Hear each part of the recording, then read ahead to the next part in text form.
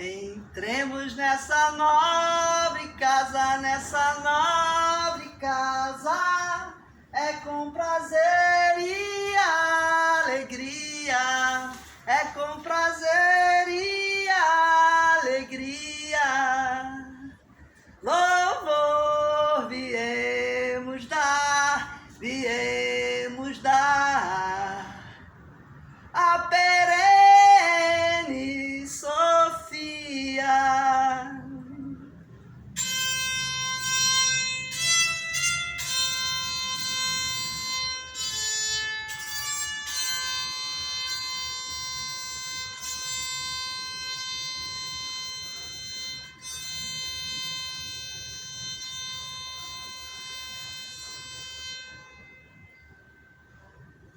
Casa de Mistérios, hoje aqui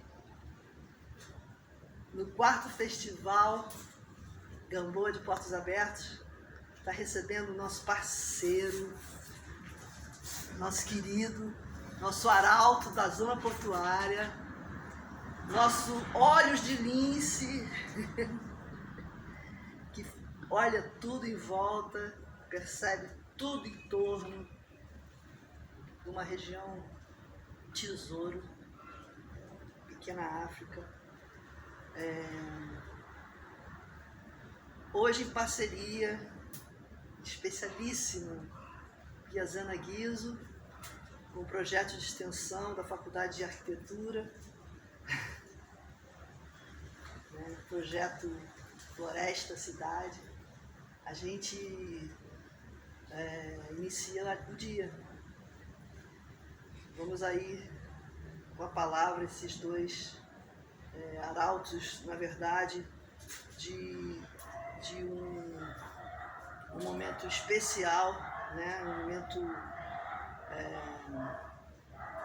de criar realidades, né? Em tempos sombrios, em tempos de emergência. É com muito prazer, com muita alegria que eu recebo vocês dois aqui hoje na Casa de Mistérios. Bem-vindos. Obrigada, maravilha, Lígia. Estou aqui com a honra de trocar essa ideia com o Alvin Ciora, que é um homenageado do festival da 4ª edição do Gamboa de Portos Abertos, né? E entra no nosso podcast no ciclo Semente. Semente, né? A gente acabou de sair do Humus, que tinha essa ideia de apresentar a crise, mas também tudo que nutre a transmutação, né? De uma outra possibilidade, que é bem a semente. Ela está ali, daqui a pouco uma mágica acontece e começa a acontecer uma nova vida de uma outra maneira. E você tem uma história e tanto, né? Você é fotógrafo nascido e criado na primeira favela do Brasil, Morro da Providência. Uma vida que afronta os binômios, né? O mundo bipartido faz dele mais complexo. Afronta a ideia de favela asfalto, de fotografia em favela, que pode fotografar, de cidade quilombo, de mocinho bandido.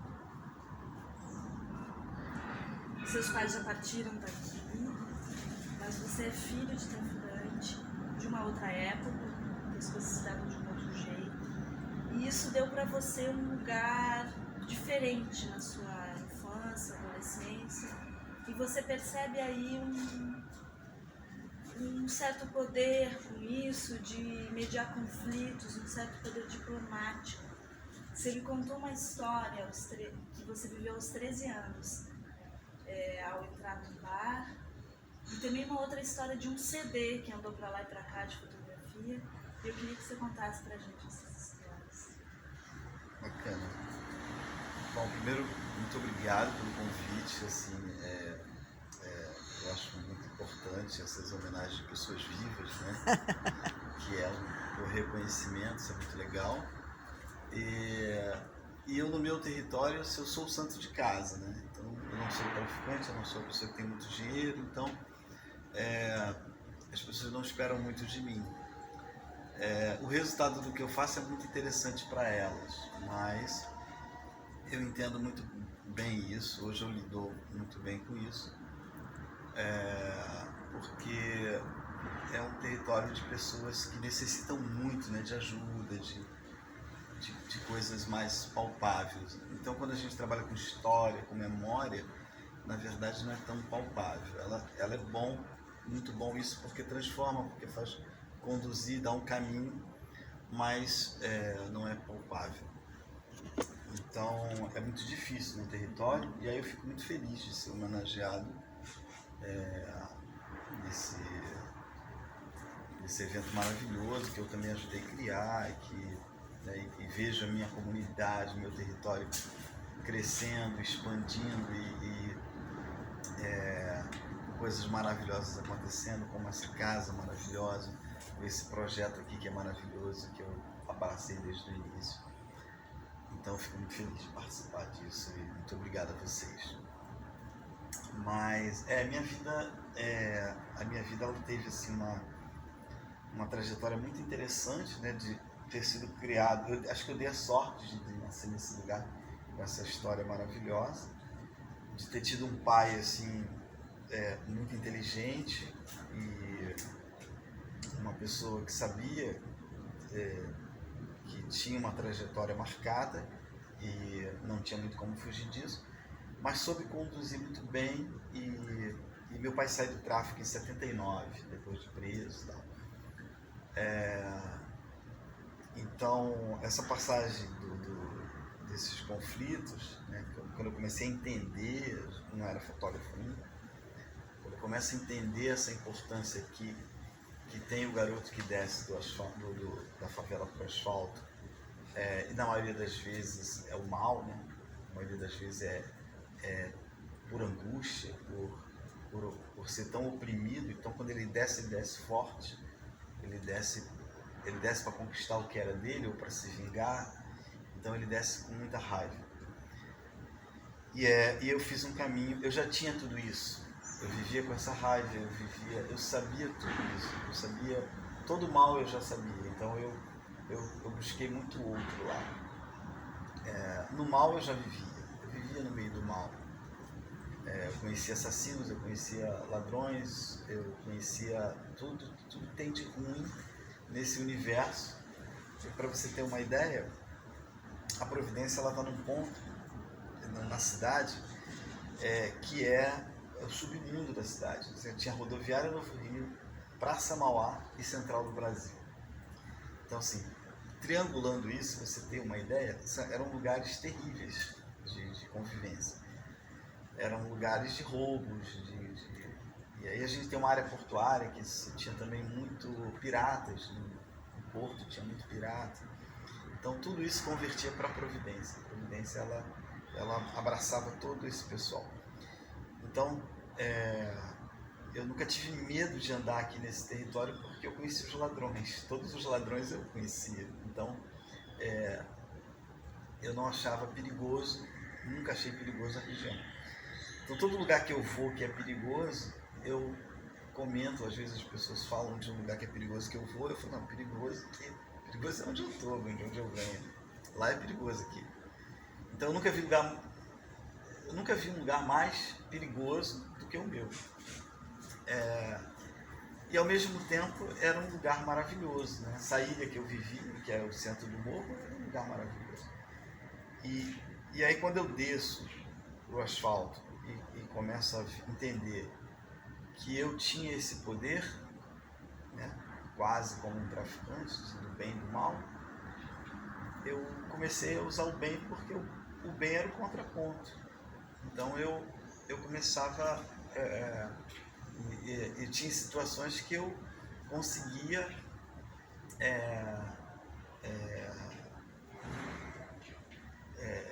dissolver com a minha presença.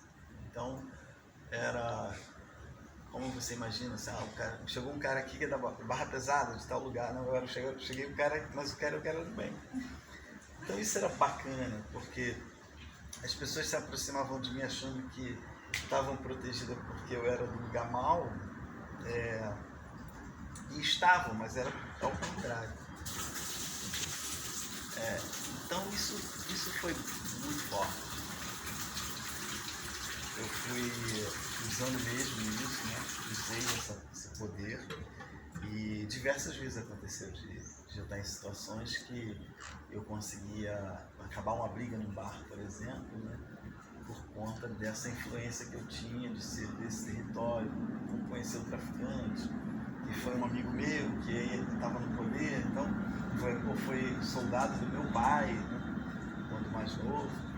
Então eu usei muito isso, usei muito de desfazer, né, situações qualquer um complicadas. E toda briga que eu odeio briga, eu odeio, se eu puder sair, eu saio, eu odeio briga. Na minha infância, toda briga que eu via, ela acabava em morte. Ou então era muito trágico. Se não tivesse a morte, era facada, era tiro, sabe? Era sempre, na maioria das vezes era morte. Hoje, com o crescimento do tráfico, isso acabou, porque fica mais perigoso por um lado, num certo aspecto, mas por outro dá uma tranquilidade. Na minha infância, qualquer pessoa que usasse uma arma podia matar qualquer um, se ele tivesse um problema. Hoje não pode. Hoje você tem que passar pelo crivo do tráfico. Então o tráfico faz o papel de polícia no morro. Quando o tráfico se organiza e cresce, ele dá segurança para todo o território. É claro, quem vê de fora acha ainda um absurdo, mas se nós estivéssemos vivendo o tráfico como era na década de 70, com certeza a gente não estaria aqui tranquilo, porque seria muito violento, qualquer território seria muito violento, até dentro da própria favela. Ninguém conseguiria controlar. Você imagina que qualquer garoto desceria e roubaria o que ele quisesse aqui embaixo. Hoje ele não pode fazer isso. E isso em todas as favelas. Não pode fazer isso. Então, nem dentro da favela, nem fora. Então isso foi muito legal. E isso não foi a polícia, não foi o Estado, isso foi o tráfico. Que fez esse papel do bem, né? É claro, foi para se proteger também, né? O tráfico faz isso para se proteger, mas isso acaba servindo a todo mundo. É cruel quando o tráfico cobra uma sentença, é cruel, não é bacana. Então ele não permite que se cometa crimes. Mas imagina, o criminoso não permite que se cometa crimes. Então,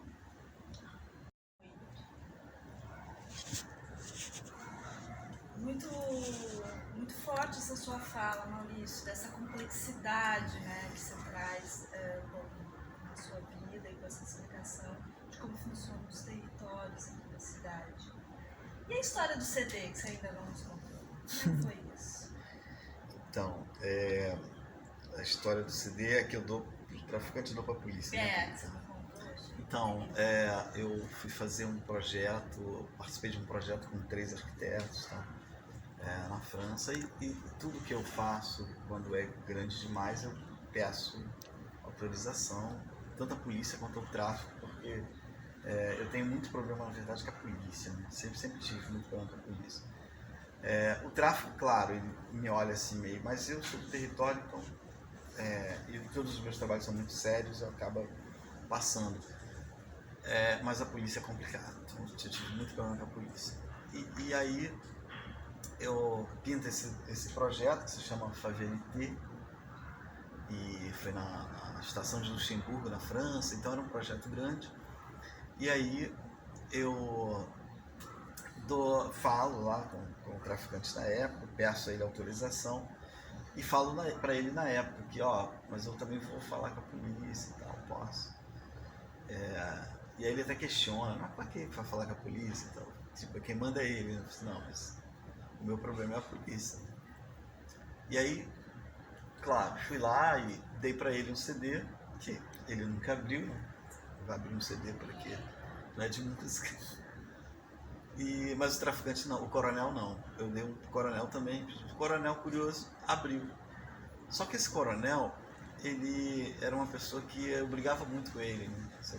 Porque na época a gente estava em umas questões, eu participava de reuniões, né? E eu dava muita porrada nele e tal. Isso foi antes da UPP, né? Antes do processo de pacificação. E eu era, claro, muito criticado, criticava muito também e tal. E aí quando eu falo com ele essa história e dou pra ele o CD, ele vai ver o CD, pra ele saber o que era, e foi abrir o CD pra ver. E aí quando ele abriu, ele ficou espantado com o tipo de fotografia que eu estava apresentando para ele, que era uma fotografia de alta qualidade e tal. E aí ele me liga, assim, porra, caramba, que você é esse fotógrafo e tal, que eu ia lá discutir com eles, assim, muito simples, eu gosto de andar muito simples. E aí ele falou, cara, eu não tinha ideia de que você tinha essa, né, era um fotógrafo desse peso e tal. E aí, claro, né, autorizou e tal, mas o traficante não viu. E aí passou 6 meses depois, foi uma história assim terrível, né, quase de morte. O projeto na França sai e aí o coronel num evento apresenta o trabalho lá da França. Pô, o Maurício aí me apresenta como filho de um ex-traficante, porque para eles eu era para a polícia, para essa cúpula da polícia mais estudada, mais inteligente, eu sou um ser que deu certo. Eu falo ao contrário, eu dei errado. Eu não dei certo, eu dei errado. Mas eles gostam de falar que, como exemplo, me usar como exemplo, né? E eu quebro sempre, quando eles falam isso, eu quebro esse exemplo dele. Eu não sou exemplo de porra nenhuma, eu dei errado. E aí, eu explico isso depois, que isso é bacana pra caramba. Aí, o coronel me apresenta e tal, só que nesse dia lá tava a presidente da Associação de Moradores, que não é do morro, não era do morro. E ela vê que o coronel estava muito feliz apresentando as fotos do morro, e ela ficou deslocada, e ela tocava lá a pessoa que estava com ela, toda hora que aparecia uma foto, ela tocava. E o meu amigo, na época, fala comigo isso. Ó, toda hora que o coronel fala de uma foto, tal, e aí por coincidência total e quase fatal, a polícia estava fazendo um trabalho de investigação no Morro da Providência durante 15 dias, filmando o morro. Eles colocaram um carro de caminhões que carrega cavalo de frente para o morro, e eu cheguei a ver aquele caminhão. Ficou 15 dias lá perto da minha casa, e eu passei várias vezes, eu vi aquele caminhão. Então ele tem uma janela na lateral, eles ficaram pelaquela janela filmando durante 15 dias. E aí, justamente na sexta-feira, ia vazar, um dos jornais ia publicar, então eles tiveram que fazer uma operação emergencial. E aí eu apresentei as fotos, o coronel apresentou as fotos na quinta-feira, na sexta-feira teve a operação, e que foi uma operação por conta dessa filmagem, e 15 dias eles filmaram demais, né? Tinha muita coisa, e aí no sábado o tráfico me pega numa situação assim muito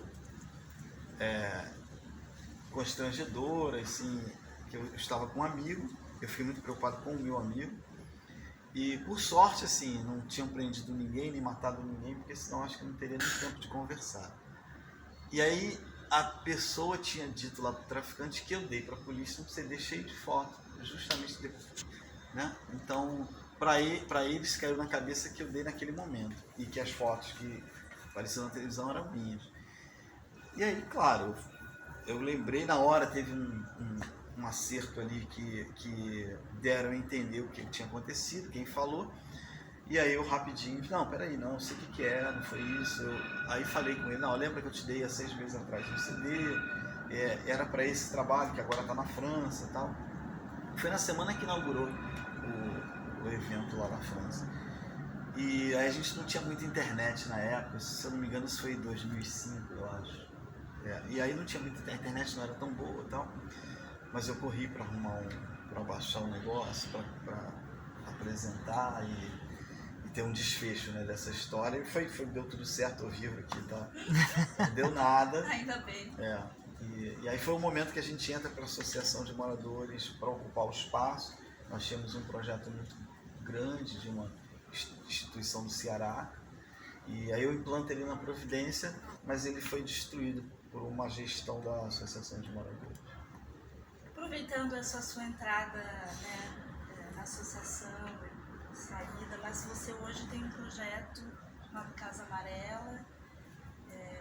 Você fala muito de passar a fotografia, né, para os jovens que habitam o Morro. Fala muito de construção de um olhar, que o mais difícil é essa construção do olhar. E falou também que há muita dificuldade de equipamentos. Conta um pouco pra gente como é esse seu legado na Providência, né, para as futuras gerações e o trabalho que vocês vêm tocando lá no Alto do Morro. Bom, eu dei aula de fotografia há muitos anos. Em 97 eu monto uma oficina aqui no Centro Cultural José Bonifácio, aqui na Gamboa mesmo. E que foi uma oficina maravilhosa. Tinha alunos que vinham do Senac. O nosso curso era melhor do que o do Senac. E era um curso muito pobre, mas era um espaço legal e eu levava as pessoas para um território que era inacessível. Então eu transitava com esses jovens pela favela, pela região, que ninguém podia fotografar. Em 91 aconteceu um crime, e esse crime foi ligado à fotografia. Foi 2 detetives que foram mortos na Providência em 91 por conta de estar fotografando, que foram assassinados. E aí ninguém usava uma máquina fotográfica em toda a região em volta do morro. Ninguém usava uma máquina fotográfica. Muito menos no morro. E aí eu quebro isso levando uma turma de alunos para dentro do morro, né? E consegui interagir com a polícia que entrava. Então hoje eu estou aqui, aí era tranquilo, eu podia subir à vontade, não tinha conflitos. Isso foi bem bacana. E aí, assim, eu levo, depois de um certo tempo, numa gestão dentro desse espaço da prefeitura, eu levo essa oficina para dentro do morro, mas não dá certo. E aí isso eu falo de 2003, eu levo para dentro do morro, e aí não deu certo, vou para o prédio da associação. Quando eu vou para a associação, eu não fazia parte da associação de moradores, não, eu só ocupava eu nunca fiz parte da associação de moradores. Eu tentei uma vez, mas não consegui. Eu levo esse projeto para dentro do espaço da associação de moradores, junto com o MH2O, que era uma instituição do Ceará, que estava trazendo um projeto maravilhoso para cá. A coisa cresce, né? Ficou muito grande, só que quando ela cresce foi complicado, porque ela criou muita expectativa, nós tínhamos, enquanto a gente tinha lá um computador, um laboratóriozinho velho, tudo bem, mas quando começa a chegar a carreta trazendo esse equipamento e máquina de costura, é um projeto caríssimo, de R$1,5 milhão, é uma coisa. Aí foi terrível, porque aí todo mundo quer saber o que é, quer ser dono, sabe? Então foi complicado. Então tivemos muitos problemas e tal, e aí o projeto sai, acaba, desfazemos tudo. Em 2008 acontece... Não, nada.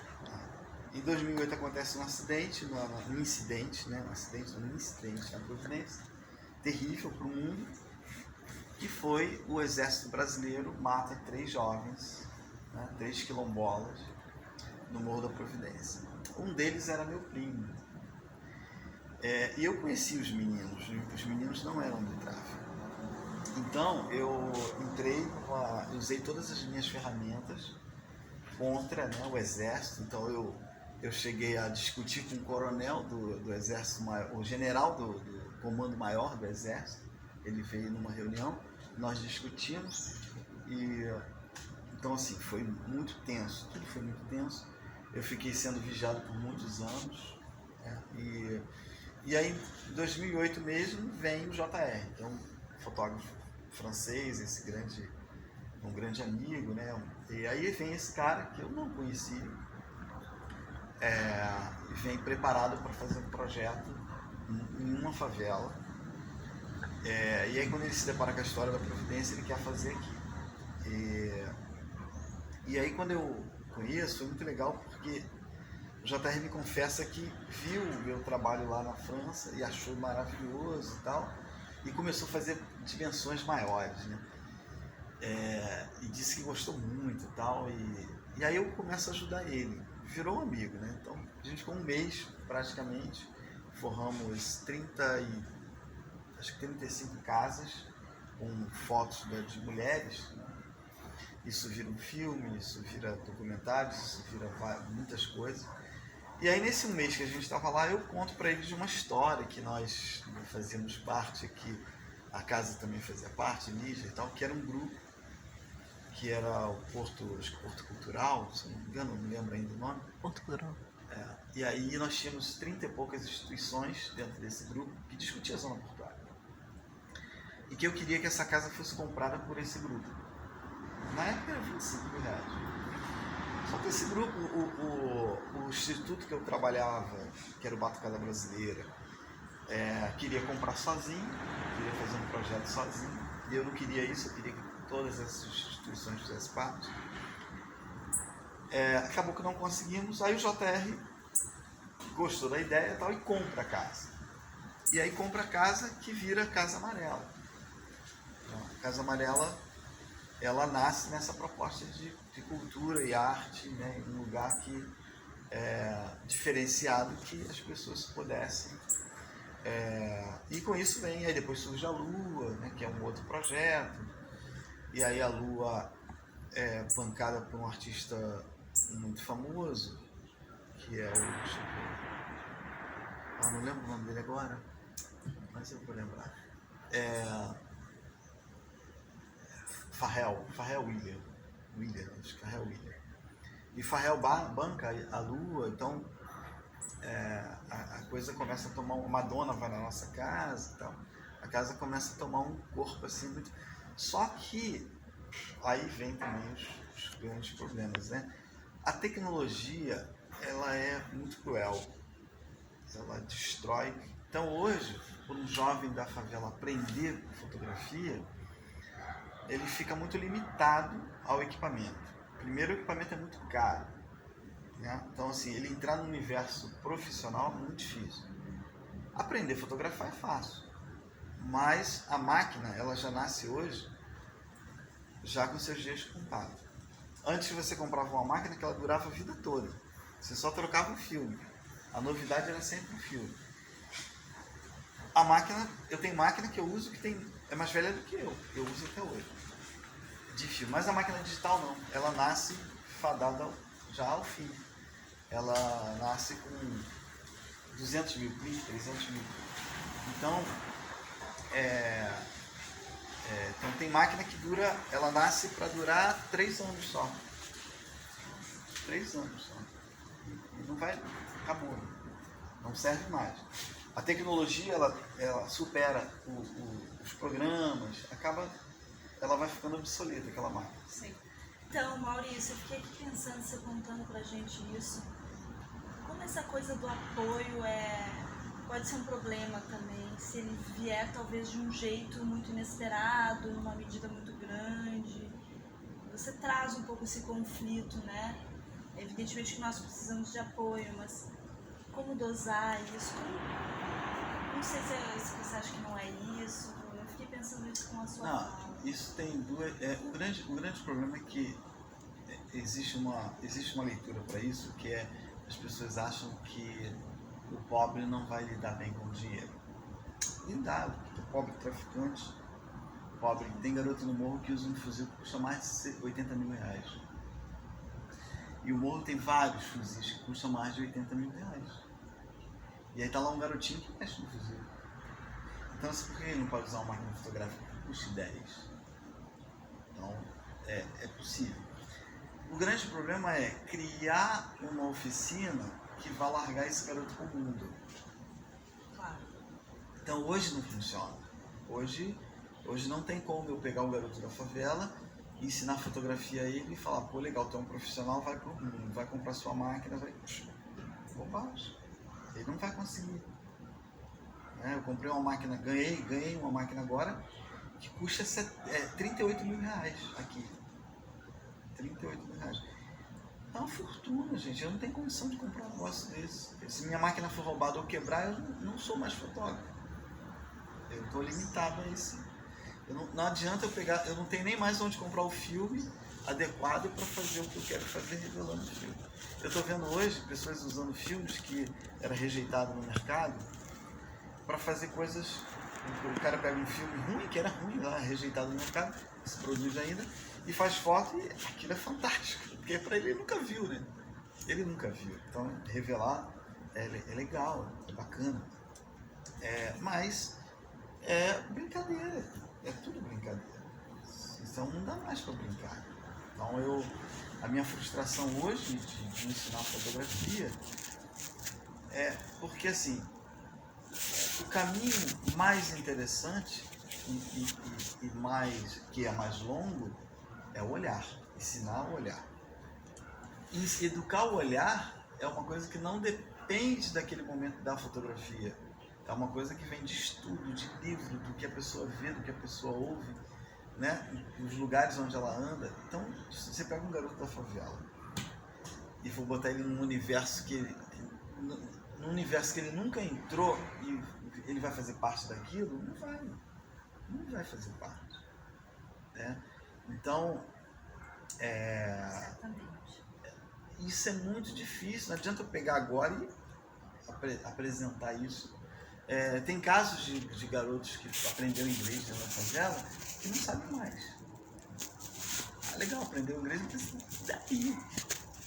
Acho que cabe muito bem o e daí. E daí cabe agora muito bem. Então, assim, vou ensinar fotografia, mas e daí? Vai fazer o quê? Então, o olhar, educar o olhar é muito bacana. Eu tive muita satisfação em fazer isso. Mas eu te confesso que era um outro momento. Né? Então, se agora eu tenho alunos que fez fotografia que hoje são fotógrafos muito bons e tal, e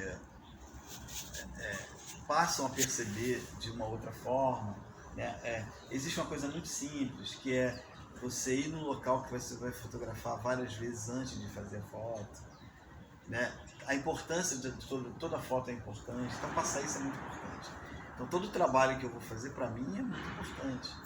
Pode até não ser para mim, mas eu sei que para a pessoa é importante, então eu faço com a maior dedicação, né? E tento usar, por isso que é caro. Quando você pensa em usar o melhor equipamento, é muito caro. Para vocês terem uma ideia, eu tenho uma máquina aí que custou 30 e poucos mil reais. E eu vou falar para vocês que eu estou longe da fotografia ideal. Estou muito longe. Eu teria que ter uma máquina que custa 150 mil reais para estar. Não adianta ter só essa máquina, não. Eu teria que. Ontem foi muito interessante. Ontem passou um programa na televisão muito legal das mulheres, acho que é Mulheres do Lindo, não sei, um programinha legal das mulheres. O barato desse programa foi mostrar o making-off, o equipamento que eles estavam usando para filmar o making-off. É uma fortuna, é máquina de 150 mil reais, é equipamento de mais de 2 milhões de reais ali. E isso tudo é por definição de imagem? Qualidade, isso, lente. A gente vive nesse mundo agora, onde tudo precisa ser muito definido. Da né? imagem, né? Da imagem. Será que isso não pode ser questionado um pouco também? De criar outras linguagens que não sejam tão reféns de uma imagem precisa? Tudo pode ser questionado, mas aí, vamos lá, a gente está passando uma fase. O grande problema é que o melhor é melhor. E o melhor, ele não quer dizer que é mais caro. Não quer dizer que é mais caro. Mas ele sempre vai ser o melhor. Então, como é que você chega no melhor quando você precisa de equipamentos? Você tem que usar o melhor. E aí, só para você ter uma ideia, a Leica tem uma lente de 50mm, uma lente boba, 50mm, que custa $20.000, só a lente. Claro, eu posso usar uma outra lente que eu vou fazer fotos maravilhosas. Mas se todas essas fotos maravilhosas fossem feitas com a Leica, elas seriam muito mais maravilhosas. Muito mais. Então, o que eu quero dizer é o quê? O cara que está usando a Leica, essa lentezinha, vai estar muito mais à frente. Sempre. Só que esse cara... Sob um certo ponto de vista, né? Porque por que eu estou provocando você? Porque a gente tem esse debate também na arquitetura, eu acho que em muitos campos, né? Desse parâmetro de qualidade, ou mesmo esse jeito de olhar as coisas mesmo, que a gente está sempre se referindo a uma certa perspectiva de mundo, de vida, né? Como que a gente... Tem uma questão bonita de a gente pensar juntos, né? Assim, como que a gente pode também criar outras belezas, ou buscar fontes em coisas que não são essas. Não sei bem direito como percorrer esse caminho, mas eu desconfio um pouco desse mundo absolutamente preciso, das exatidões, dessas lentes, sabe? E às vezes eu vejo uma televisão, uma coisa assim, me incomoda até o excesso de exatidão das coisas. Não sei, às vezes eu acho que a força da poética pode estar numa imagem mais nevoada, não tão precisa. Como uma força poética, não estou dizendo que tem que ser assim também, não. Mas há possibilidades nesse mundo das imagens, né? Então, mas aí isso cabe no momento. Você não vai pegar um cineasta que ele vai fazer sempre aquilo. Então, eu quero fazer uma foto desfocada, beleza, eu vou fazer uma foto desfocada. Mas imagina se a minha lente não estiver pegando foco. O que vai ser de mim? Sim, com certeza. Não vou a lugar nenhum. Eu tenho um problema muito sério hoje. Eu começo no início do digital, né? Fui um dos primeiros a ter máquina digital, então começo no início do digital, mas como eu não estudei fotografia, eu não passei pela escola de fotografia, eu não consegui armazenar bem o meu material, o meu material não é muito bom. Muita coisa eu já perdi, porque eu não armazenei direito e tal. Que é um outro problema também, não adianta eu ter uma boa máquina não. Eu tenho que ter um bom computador para ver a minha imagem. Esse é um grande problema.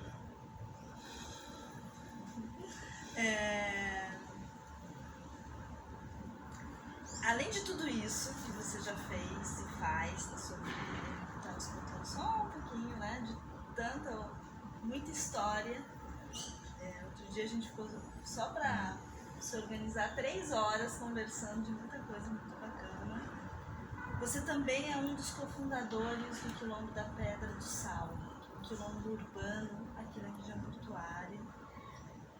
E tem uma fala que eu gostaria de ler para você, para que você reverberasse ela e também nos contasse um pouco dessa história desse quilombo, de uma outra quilombola, a Cássia, do Quilombo Urbano Manso, em Minas Gerais. Tem um texto bonito chamado Senzala Terreiro Quilombo, da revista Pisiagrama, que foi publicada na revista Pisiagrama. E eu vou ler um trecho para você comentar. A questão da urbanização em vilas e favelas é um absurdo. As construções são estratégicas. Não são para atender a comunidade, pois tiram os quintais. Tiram o direito daquelas famílias de criar galinhas e plantar. Abrem espaço para entrar viatura, entrar batalhão da polícia. É tudo estratégico. Nas praças são criados os postos de policiamento ostensivo dentro das comunidades para tomar conta da vida do povo, para matar a juventude. O povo passa a não poder ter a sua cultura, fazer o que acha que tem direito de fazer. Tiram a liberdade e fazem a população achar que aquilo é modernização, evolução, crescimento. Não é. Sou a favor do crescimento das cidades desde que atenda realmente a população. Se for para abrir favela para Camburão entrar, isso não é crescimento, é repressão. Não existe uma lei específica para lidar com os quilombos urbanos. Querem reconhecer os quilombos como centros culturais, não como comunidades quilombolas. O município não tem a obrigação de criar um programa de proteção dessas comunidades e seus arredores, pois proteger só a comunidade não basta. Uma polícia de reconhecimento dos quilombos urbanos deveria vir junto com uma política de mapeamento e preservação do território por eles utilizado. Por exemplo, se o Manso está localizado próximo ao córrego da Baleia, não vamos fazer um mapeamento até o asfalto da Avenida Mendes Sá. Vamos fazer um mapeamento até a nascente de água, porque todo o terreiro, independente de ser urbano ou não, quer ter água e espaço de plantação para a comunidade plantar a sua cultura, a sua saúde e a sua educação. Pedir ao governo que reconheça esse espaço até a Avenida Mendes Sá não nos interessa. Queremos como direito a preservação desse espaço se for protegido o acesso da comunidade à área verde. No programa Brasil Quilombola, falta o fortalecimento da preservação da identidade dos quilombos urbanos. Não nos reconhecemos nesses programas. Os meninos dos quilombos rurais que vão para a escola aprendem agricultura familiar, pois todo mundo que estuda naquela escola vive de plantação. Já nós, no urbanos, temos cada um uma forma própria de viver. Tem alunos que são filhos de empregada doméstica, outros são filhos de funcionário da indústria. E quando vão para a escola, estudam um mundo que não é o das comunidades quilombolas. E acaba se desconstruindo essa identidade. A cidade não reconhece o quilombo porque ele se torna um problema. Ela tem que pensar numa política que reconheça os quilombos urbanos como uma população diferente dentro da cidade. O que você acha dessa conversa aqui com Cássia? Eu acho fantástico esse texto dela, assim, bem mostra uma realidade. Agora, você falar de territórios é muito complicado quando você... Aqui a gente não tem terreiro, galinha há muitos anos. E é muito difícil quando você pega um jovem hoje. Imagina você pegar uma criança hoje e não dar um celular para ela. Você pega uma criança de 10 anos de idade, você não vai ter celular, até 18 anos você não vai ter celular. E aí, assim, que mundo você vai criar ela? Porque ela vai estar fora do universo hoje das crianças. Meu filho tem um celular melhor do que o meu. E quando eu dei um celular para ele, ele achou horrível. Poxa, não serve esse celular. Aí eu tive que dar um melhor, fiquei com o dele e dei um melhor. Porque realmente não servia para ele. Então, esse é o grande problema. Como é que você vai criar um quilombola, manter aquela tradição dentro de um território urbano, sem ele ter acesso a esse... a gente fez com os índios, né? O índio hoje que é rico, que tem avião, enfim. Então, o quilombo urbano, ele é muito complicado, porque você tem que viver essa realidade. Eu tive em alguns quilombos que hoje vivem a realidade da cidade, sofre todo esse processo de crescimento. Gera uma angústia, né? Mas assim, não tem saída. Não tem saída. A gente pode até tentar manter a religiosidade, manter a nossa cultura, a nossa música, mas é muito difícil de fazer isso. Porque a arte, por exemplo, eu acho até que ela tem que ser posta, mas ela tem que ter... Isso não é todo dia, não é só aquela coisa, não pode ser ditadura, né? Claro. Eu acho que ela tem que ser imposta, imposta no sentido mais lindo assim, da palavra, ela tem que ser colocada ali sempre, sempre, sempre. Mesmo que as pessoas não gostam muito e tal, mas sempre leva para mim, como a casa fazia na praça ali, que levava, e que ninguém gostava muito, ou ninguém, mas quando a pessoa começava a interagir, ela começava a ver, ela interagia, ela pelo menos ficava olhando, né? Eu vejo muito isso na fotografia também. Não tem quem não goste de fotografia. Ela pode não gostar de um tema, mas ela vai gostar de ver uma foto.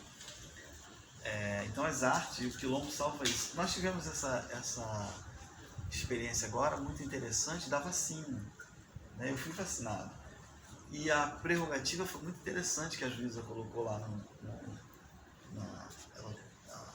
A juíza pede ao secretário de saúde que em 24 horas explicasse o que o Quilombo, que apresentasse uma resposta aos grupos quilombola que não estavam na listagem de prioridade, porque ela entendia como prioridade esse grupo que preserva a memória, cultura e nós somos mantenedores da cultura, da memória, da música, enfim.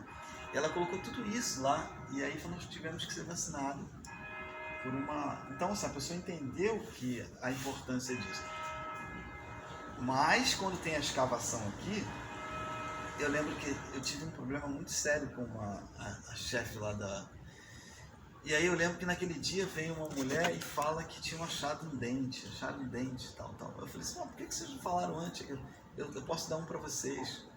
Porque com todo esse achado, eles não consideraram que existia gente aqui, que existia um povo negro, quilombola. Eles não consideraram.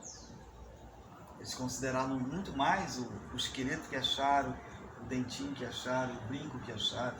Isso eles consideraram, sabe? Mas não consideraram o povo africano que tem aqui. Hoje, né? Vivo. Vivo, isso. Que é o povo que... É engraçado quando você vê um japonês, você remete esse japonês ao Japão. Esse cara é do Japão. Mas você vê um negro hoje, você não remete à África. Porra, não tinha negro aqui. Negro não é do Brasil. Negro é africano. Então aquele povo é um povo africano. Aquele cara tem uma descendência africana. Ele não é natural do Brasil. Ele é natural da África. Né? Então, se a gente não reconhece hoje isso, a gente vê o negro brasileiro, você olha assim, você não imagina, não passa pela nossa cabeça, não sei de vocês, mas eu vejo que não passa pela cabeça das pessoas que aquele cara é o descendente africano, direto. E aí isso é horrível, né? Isso é horrível, porque não teve reparação, e aí quem vai sofrendo... Eu não tenho nada contra os brancos, não tenho nada contra os ricos. Mas eu acho que tem que se entender por que é rico. É rico porque o avô era... O bisavô teve escravo, vendeu escravo. Ou foi até um bom sujeito, mas tinha lá seus 200 escravos, seus 1000 escravos. Tem muito dono de escravo que era bom sujeito, que tratava bem os escravos. Tinha muitos, mas ele ficou rico porque ele tinha um trabalho escravo. Era natural? Era comum? Era como se tivesse um carro, né? Era natural, era normal, mas tem que se entender que se ficou rico por conta disso. A igreja ganhava um posto em cada escravo vendido.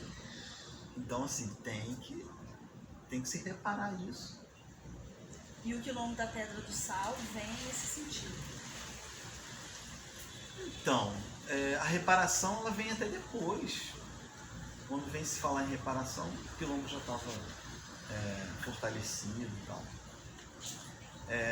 Mas o nosso foco, ele surge por conta do lugar legitimado, que era a Pedra do Sal. Que lugar é esse, para quem não conhece? Então, a Pedra do Sal fica na zona portuária, próxima à Praça Mauá, a uns 400 metros mais ou menos da Praça Mauá. E ela era uma pedra que ela travava o caminho, ela entrava para dentro do mar. Então da Praça 15 você conseguia chegar só até a Pedra do Sal. E a primeira rua, a rua mais fácil de se chegar à Quinta da Boa Vista, era essa rua que foi criada, que foi a Sacadura Cabral. Então teve que se quebrar a Pedra do Sal para chegar até a Quinta da Boa Vista, que era o caminho mais curto. Porque antes tudo era alagado. Então para chegar da Quinta, para chegar da Praça 15 à Quinta da Boa Vista, você tinha que, para vocês terem uma ideia, ir pela Tijuca, São Cristóvão, era esse caminho, né? Porque a Central do Brasil, beirando todo o Morro da Providência, o Morro do Pinto, era um alagado, não tinha, era um mangue, não tinha como passar. Então o caminho era esse. E aí o quilombo, ele está dentro dessa área toda aterrada. Tudo isso é o território da Praça Mauá, Caju e a estação do Estácio ali. Então prefeitura, tudo está dentro do quilombo da Pedra do Sal. Que é chamado de Pequena Árvore. Pequena Árvore, isso. E essa pedra em si tem uma história do samba nessa pedra, né? Que história é essa? Então, o Donga, Pixinguinha, então eles se reuniam, o Donga morava ali. Então, Donga, Pixinguinha, João da Baiana, então eles era um grupo de amigos, tal, da música, e aí eles acabavam se reunindo muito ali. Então ali vira o QG do samba, né? Dentro da favela, porque o samba era proibido, então a favela também abraça isso. A Providência, ela perdeu muito essa memória, mas a Providência foi um gueto do samba junto com a Pedra do Sal. A gente não tem muitos relatos, né, do Pixinguinha dentro da Providência, mas com certeza ele era uma pessoa do samba que subia o morro. A maioria dos sambas que a gente ouve, antigos, que falam de favela, essa favela era a Providência. Então a favela, o morro da favela antigamente era o morro da Providência. Então todo samba antigo que você ouve falar favela, fui na favela, estava no alto da favela, é o morro da Providência. Senhor, né? Senhor. Acabou, claro, a favela vai abaixo. Então estamos falando da Providência. Da Providência. A Providência era esse lugar, que aí vira comum, todo lugar era favela, e aí ela acaba retomando um nome antigo de um local do morro que se chamava Divina Providência, que era da igreja também. Esse local chamado Divina Providência já tinha um apelido de Providência. E aí ele toma, não sei por que não virou Morro do Livramento, porque uma parte do morro era Morro do Livramento, onde nasceu Machado de Assis. Só como essa parte era uma parte mais elitizada no morro, ela não teve esses apelidos. Então dentro do morro, como era mais fácil as pessoas lidarem uma com a outra, então a Providência acabou ganhando o nome de Divina Providência, vira Providência. Existem umas histórias de que foi por conta da Guerra de Canudos e os soldados estavam esperando a Providência, mas não foi nada disso, porque ela chamava Divina Providência. Certo.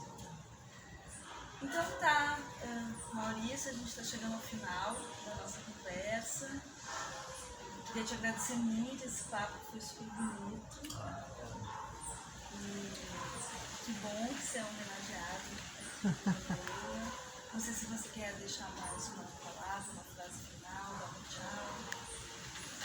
Eu queria agradecer de novo, né? Eu queria agradecer a vocês pelo convite e assim, fico orgulhoso, eu ficaria muito orgulhoso se eu estivesse vendo um favelado sendo homenageado, então eu me sinto nesse lugar.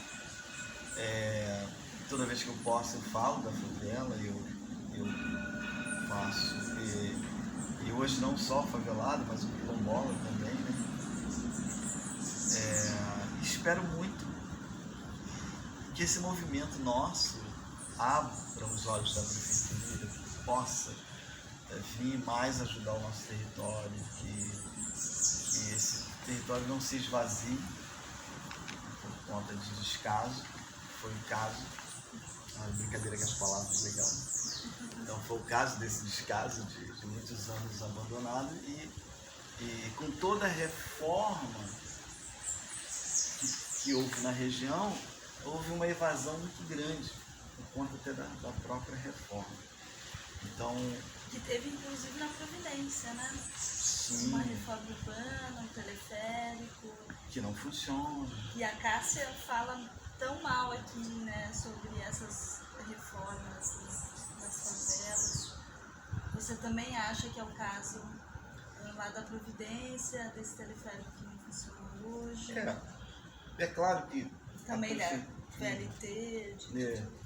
É claro que a prefeitura, nada disso novo é pra gente, não é. Eu acredito até que o prefeito, que é hoje o atual prefeito, eu até acredito que ele não seja um mau sujeito, que ele é um cara que gosta de samba até. O problema é que o caminho legal das coisas, ou o caminho natural das coisas, dessa transformação, ela requer dinheiro, ela requer... Então você está num lugar que é caro e que acaba... Vamos, Morro da Conceição, vamos falar do Morro da Conceição. O Morro da Conceição teve uma época que ninguém queria sair, era um lugar maravilhoso e tal. Então quando vem a obra, uma casa que valia 200 mil reais passou a valer R$1 milhão no Morro da Conceição. E aí como que esse dono da casa não vai vender? Era a chance dele vender. Então isso acontece naturalmente. Infelizmente, a vantagem do quilombo e por que a gente defende o território quilombola é que se eu ganho uma casa no quilombo eu não posso vender. Ele, na verdade, o quilombo ele é da União. O quilombo não pode ser vendido. Então seria uma forma de se manter um território, né, íntegro, limpo, sem essa especulação. A casa no quilombo não tem valor nenhum. Ela não pode ser vendida. Então tá ótimo, obrigada. Valeu, Maurício. Obrigado a vocês. Eterna gratidão por essa conversa. Serviu para vocês? Claro. Espero que Tá certo. Conversa de jardim. bebam água agora.